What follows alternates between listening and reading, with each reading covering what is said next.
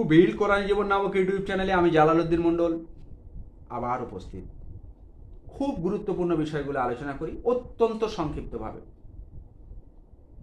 আমি একটাই উদ্দেশ্য যে আমাদের জীবন কেন্দ্রিক, মানব জীবন কেন্দ্রিক, পারিবারিক জীবনে, ব্যক্তিগত জীবনে, সামাজিক জীবনে, অর্থনৈতিক জীবনে, পেশাগত জীবনে যে কাজটাই করি না কেন, প্রত্যেকটা কাজ যাতে আমাদের কাজের সঙ্গে সঙ্গে সেই কাজটা যাতে একটা আমালে পরিণত হয়, একটা সোয়াবের কাজ বলে কাজে পরিণত হয়। সেই জন্য আমরা আমাদের কাজের মধ্যে সে কোরআনি নির্দেশিকা, আল্লাহ পাকের নির্দেশাকে যদি একটু সেটিং করে নিতে পারি, জুড়ে নিতে পারি, তাহলে আমাদের এই কাজটা আমালে পরিণত হয়ে যাবে। আমাদের খেতে গেলে, আমাদের বাঁচতে গেলে খেতে হবে, ইনকাম করতে হবে, সন্তান পরিবার পরিজনকে পরিপালন করতে হবে, সামাজিকতা বজায় রাখতে হবে, সমস্ত কিছু তো আমরা বজায় রাখবো। সেইগুলোকে আমরা কোরআন কি শিক্ষা দিয়েছে সেগুলোকে জুড়ে যদি ওই জায়গায় সেটিং করে নিতে পারি, তাহলে সেটাই আমাদের আমলে পরিণত হয়ে যাবে, সেটা আমাদের সোয়াবের একটা কাজের অধিকারী হয়ে যাব সেই কাজের মধ্যে। এই উদ্দেশ্যকে সব সংক্ষেপ রেখে আমি বিভিন্ন ভিডিও, অজস্র ভিডিও, প্রায় 200 কাছাকাছি ভিডিও আমি ছেড়ে দিয়েছি।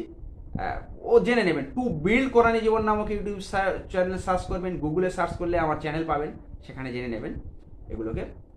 আজকে খুব সংক্ষিপ্তভাবে একটা ভিডিও করে আমি আলোচনা করব যে কণ্ঠস্বরে কুরআনি নির্দেশিকা, কুরআনিক ইনস্ট্রাকশন বাই ভয়েস, কণ্ঠস্বর সম্পর্কে কোরআন কি নির্দেশিকা দেয়। আমি এই উদ্দেশ্যকে সামনে রেখে আমি একটা সূরা দিয়ে বলবো। সূরা লোকমানের 19 নম্বর আয়াত আল্লাহ পাক জানিয়ে দিয়েছেন, তুমি সংযতভাবে পা ফেলো, সংযতভাবে পা ফেলো, আর তোমার গলার আওয়াজকে নিচু করো। গলার আওয়াজের মধ্যে গাধার আওয়াজ সবচেয়ে শ্রুতিকটু। আল্লাহ পাক কি শিক্ষা দিচ্ছেন? আমাদের সংযতভাবে পা ফেলতে হবে। আমাদের জীবনযাত্রা, লাইফস্টাইল সবকিছু সংযত হবে, পরিমিত হবে, উগ্র হবে না, অতিশয়তা হবে না, সংযত, যেটা প্রয়োজন, যতটুকু প্রয়োজন সেইভাবে তুমি পা ফেলো। দম্ভ ভরে, গর্ব ভরে পা ফেলো না। আল্লাহ পাক দম্ভ, গর্ব, অহংকারকে একদম পছন্দ করেন না। এই অহংকার, গর্ব, অহংকারের একমাত্র আল্লাহর ভূষণ, কারণ আল্লাহর চাদর গর্ব, অহংকার, একমাত্র তিনিই করতে পারেন। সব কিছু পৃথিবীর সৃষ্টি করেছেন, সব কিছু মানবের সেবার জন্য নির্দিষ্ট করেছেন, মানুষকে তৈরি করে দিয়েছেন, সব কিছু তারই একমাত্র হক হতে পারে। আমরা যদি কেউ গর্ব করি, অহংকার করি, সে আল্লাহর চাদর ধরে, যেন পোশাক ধরে, লেবাস ধরে টান দেয়া হয়, তাহলে আল্লাহ পাক এটা কখনো পছন্দ করে না। আর এই যদি গর্ব, অহংকার যদি আমার মনের মধ্যে থাকে, তাহলে আমাদের কণ্ঠস্বরটা সংযত হবে না, উচ্চ হয়ে যাবে, উচ্চ হয়ে যাবে, কণ্ঠস্বর উচ্চ হয়ে যাবে। আর কি, সেই সঙ্গে সঙ্গে আমরা গর্ব ভরে, অহংকার বলে পা ফেলবো। তাহলে পৃথিবীতে দেমাগ করে, অহংকার করে পা ফেলতে আল্লাহ পাক আরো অন্যান্য সূরা কোরআনে নিষেধ করেছেন। তোমরা পৃথিবীতে দম্ভ ভরে, অহংকার বলে পা ফেলো না, আর গলার আওয়াজকে উঁচু করো না। পৃথিবী তুমি পাহাড়ও ফাটাতে পারবে না, পৃথিবীর সমানও হতে পারবে না।